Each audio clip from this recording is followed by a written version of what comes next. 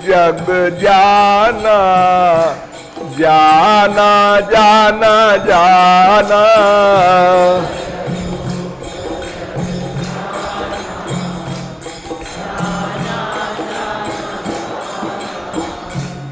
उभय रूप जग जाना, जाना जाना जाना।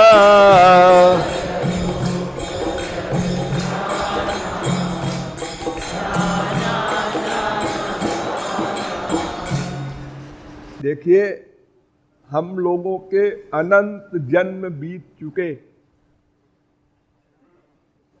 अनंत जन्म। भगवान हमसे सीनियर नहीं है। हम भी अनादि, भगवान भी अनादि। हम उनके अंश हैं, बेटे हैं। तमाम अंतर और है, लेकिन एक बात में वो हमारे कंपटीशन में जीत नहीं सकते। वे भी आज, उनका भी जन्म नहीं। और हम भी, हम माने आत्मा, शरीर न समझ लेना। ज्ञाज्ञौ द्वाबजा बीश, वो हमारे ईश हैं, शासक है, नियामक है, भर्ता है, पिता है। लेकिन वे भी आज माने जिसका जन्म न हो, जिसका प्रारंभ न हो, जो सदा से था, सदा रहेगा, उसको आज कहते हैं। उसका कभी नाश नहीं हो सकता। किसी सत्ता का अभाव नहीं हुआ करता। ना सतो विद्यते भावो, ना भावो विद्यते सतः। ये फिलॉसफी है। जो है वो सदा रहेगा, जो नहीं है वो कभी नहीं होगा। तो भगवान हमारे समकक्ष हैं इस विषय में कि वे भी अनादि अनंत, अज, नित्य, शाश्वत, और हम भी। तो इसका अभिप्राय यह है कि अनंत बार हम लोगों ने मानव देह प्राप्त किया होगा।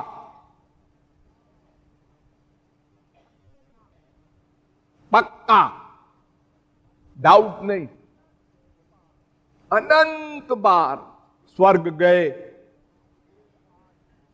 कुबेर आदि, इंद्र आदि का पद भी प्राप्त किया होगा, कोई डाउट नहीं। और निम्न योनियों में भी अनंत बार गए, और अनंत बार भगवान को देखा। राम को, कृष्ण को, वामन को, सब भगवान के अवतारों को देखा।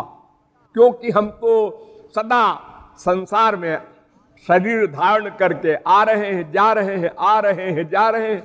और उसी बीच में वो लोग भगवान के अवतार भी आते, हम उनको देखते, कोई लाभ नहीं। वे सर्वव्यापक बन गए कि आप तो लाभ ले लो, मंदिर में भी नहीं जाना। प्रभु व्यापक सर्वत्र समाना, और समान रूप से व्याप्त हुए। ऐसा नहीं कि मंदिर वाले भगवान जरा बड़े हैं और सर्वव्यापक भगवान थोड़ा उनसे छोटे हैं, ऐसा नहीं। और फिर सर्वव्यापक के अलावा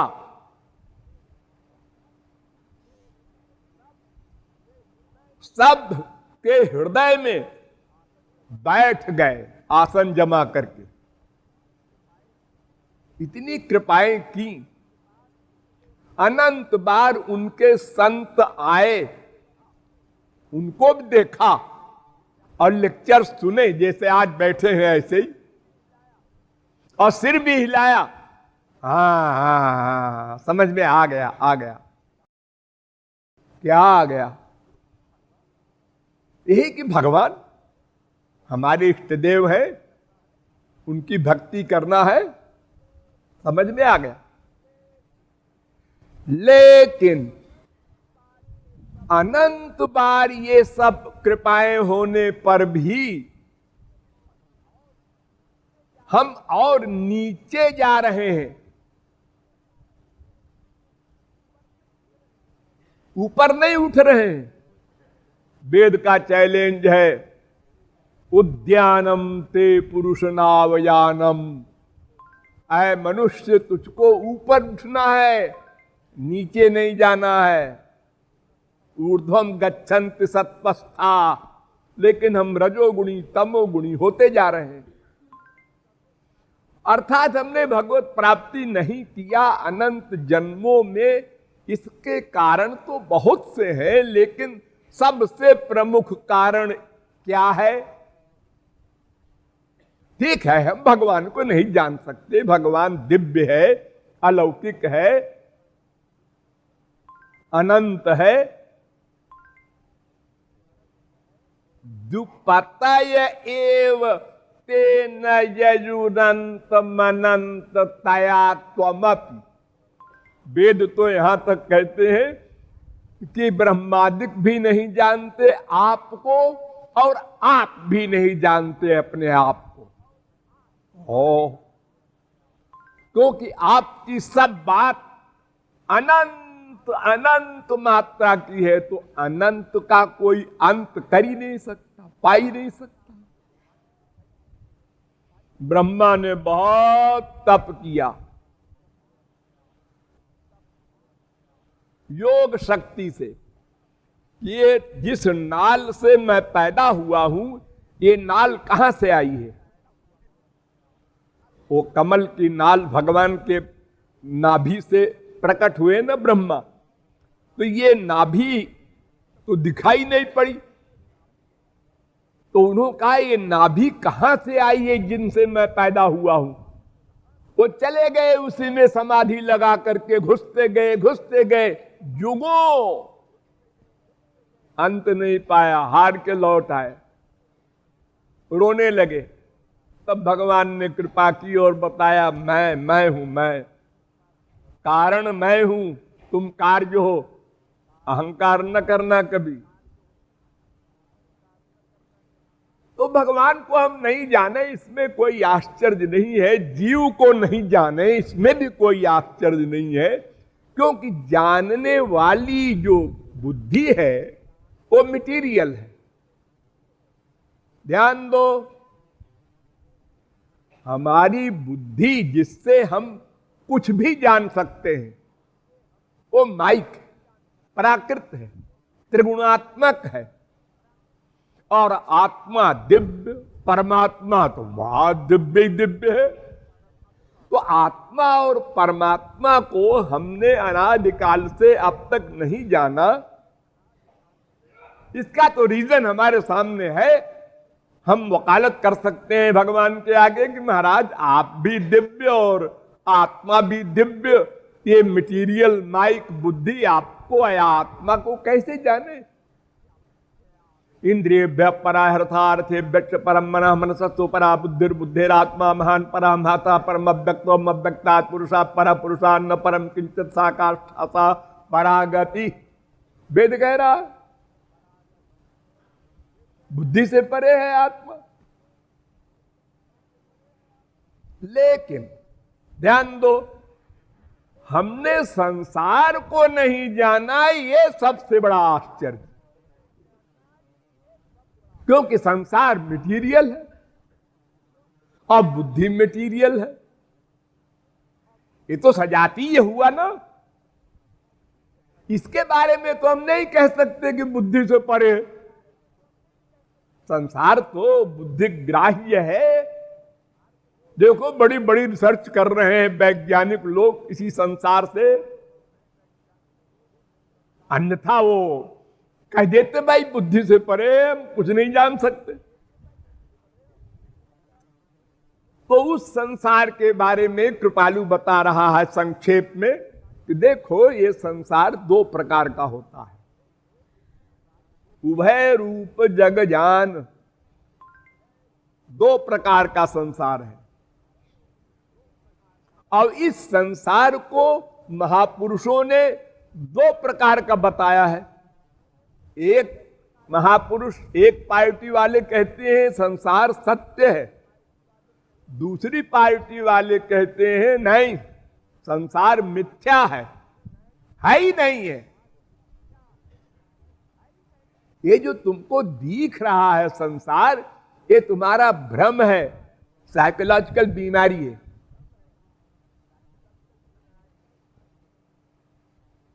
अब बड़े बड़े तर्क हैं इसमें, इतना टाइम नहीं है कि हम आपको खंडन मंडन करें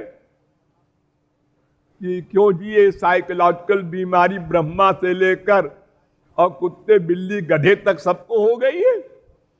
जो सब संसार देख रहे हैं, उसका अनुभव कर रहे हैं, और आप कहते हैं कि ये मानसिक कल्पना है। कल्पना रज्जौ यथा हेर्भ्रम। शंकराचार्य, जगत गुरु शंकराचार्य कहते हैं जैसे अंधेरे में रस्सी पड़ी हो और किसी को सांप का भ्रम हो जाए, अरे सांप है, और डर के मारे कांपे, भागे, और अगर कोई किसी के पास टार्च है और टार्च लगा के उसने देखा है गधा क्यों भाग रहा है, अरे रस्सी है रे, अरे मैं तो परेशान हो गया था कि सांप रास्ते में बैठा है, मैं आगे कैसे जाऊं। एक पार्टी ऐसा कहती है, दूसरी पार्टी कहती है नहीं नहीं, एक कल्पना नहीं है संसार। अगर मन का बनाया हुआ संसार होता, ध्यान दो, तो मन से संसार को समाप्त कर दिया जाता।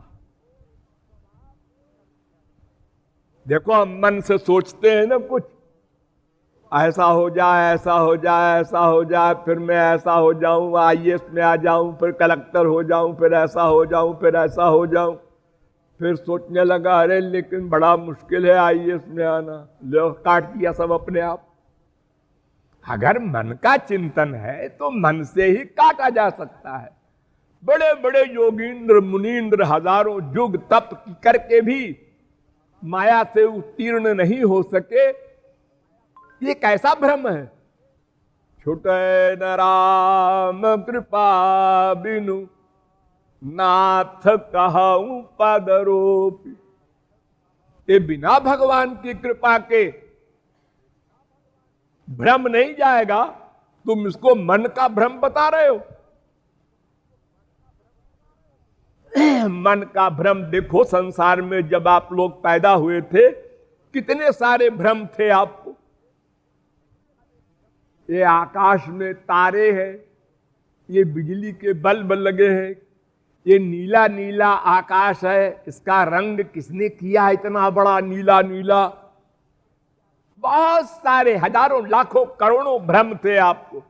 और आप अपने माँ बाप से पूछते थे तो वो हंसते थे, अरे गधे ऐसा नहीं है, ये कोई बल्ब वगैरह नहीं है, तो लोक है।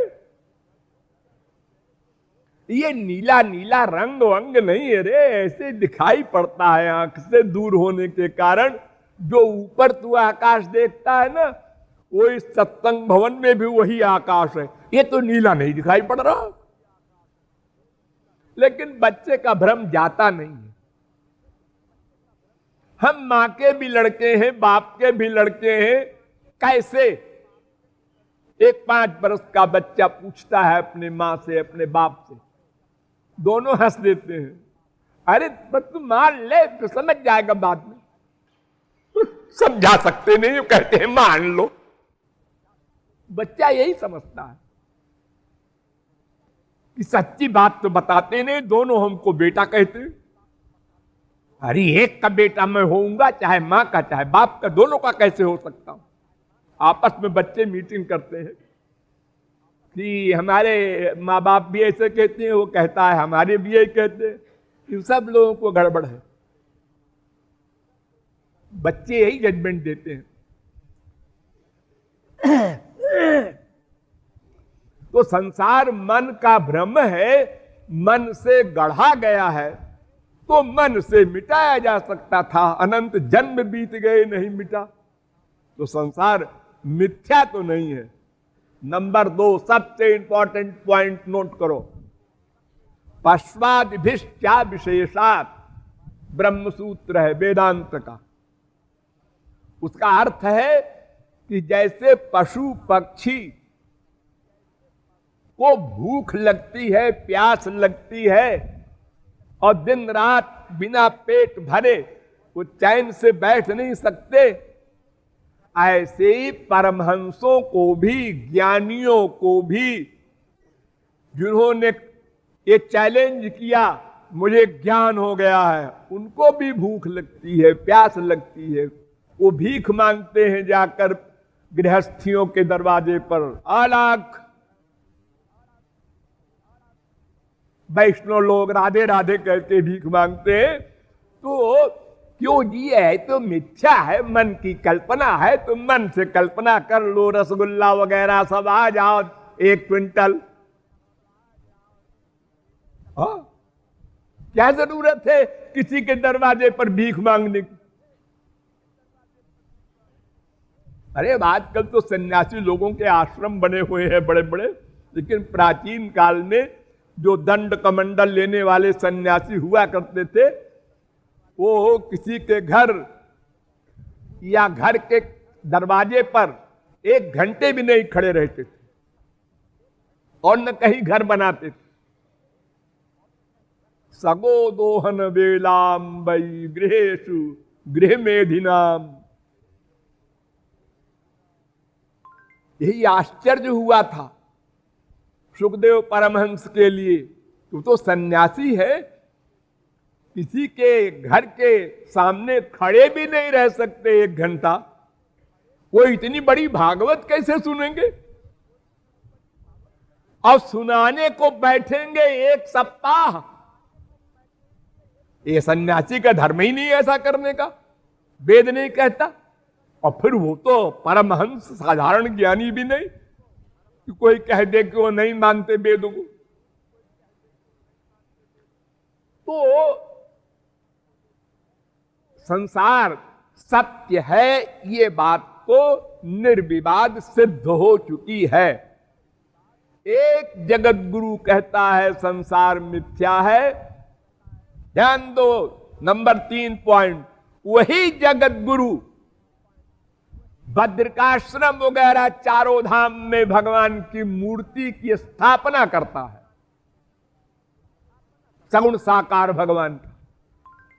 भाष्य में लिखता है साकार ब्रह्म तो माइक होता है, और स्वयं श्री कृष्ण की भक्ति करता है।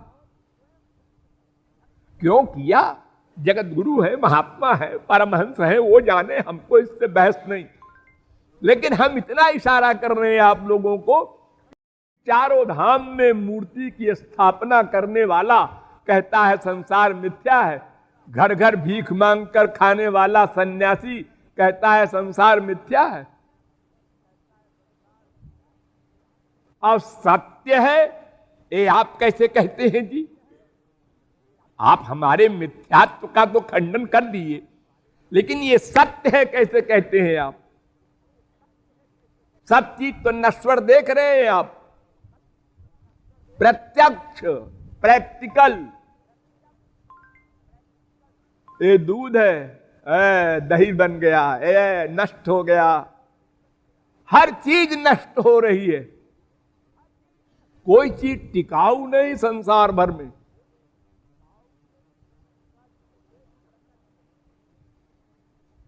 हां, हम सिद्ध करते हैं संसार सत्य है। पहला पॉइंट, संसार कहां से निकला, रीजन क्या है? मैंने आपको बहुत बार बताया है, ये तो वायुमानि भूतानि जायन्ते सो कामयत बहुश्याम।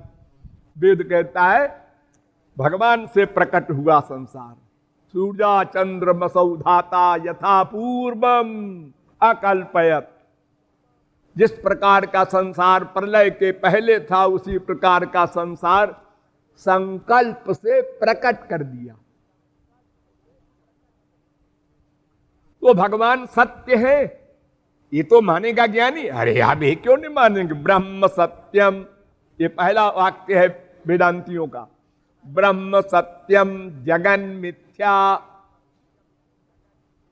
तो क्यों जी, ब्रह्म सत्य है ना। हाँ, सदैव वेदमग्रम आसीत, वेद कहता है ब्रह्म सत्य है, सत्य है। सत्यं ज्ञानम अनंतम ब्रह्म, स्पष्ट लिखा है। जब ब्रह्म सत्य है तो सत्य से उत्पन्न हुआ भी सत्य होगा। अरे भैंस से भैंस का बच्चा भैंस पैदा होती है, ऊंट तो नहीं पैदा होता। सत्य वस्तु से जो विनिर्गत है, निकला हुआ है, वो सत्य ही होगा। असत्य से निकला हुआ असत्य होगा। पहला पॉइंट। नंबर 2, इसमें भगवान व्याप्त है। भगवान ने संसार प्रकट किया, तत्सृष्ट्वा तदेवानुप्रविशत्, एको देव सर्वभूतेषु गूढ़ा सर्वव्यापी। इसमें व्याप्त भी है। नंबर 2, और यत् प्रयंति, भगवान में ही ये लीन होता है महाप्रलय में। ये तीसरा पॉइंट। इसलिए संसार सत्य है, लेकिन दिखता तो है ये नश्वर। हाँ, नश्वर है, ये सही है। हाँ? सत्य भी है। हाँ, सत्य है, नित्य नहीं है। भगवान सत्य है और नित्य है, जीव सत्य है और नित्य है, और संसार सत्य है किंतु अनित्य है। बस इतना सा अंतर है। सब शास्त्र वेद का ज्ञान इसी के अंतर्गत है जो मैं बोल रहा हूं कुछ वाक्यों में। संसार सत्य है किंतु अनित्य है। भगवान और जीव सत्य भी है, नित्य भी है। तो भगवान का बनाया हुआ और भगवान जिसमें व्याप्त है, और जो संसार भगवान में लीन होगा, वो हो संसार सत्य है। ये बात निर्विवाद सिद्ध है। 50 लॉजिक है, हजारों वर्ष बोला जा सकता है इसके ऊपर। संसार सत्य है।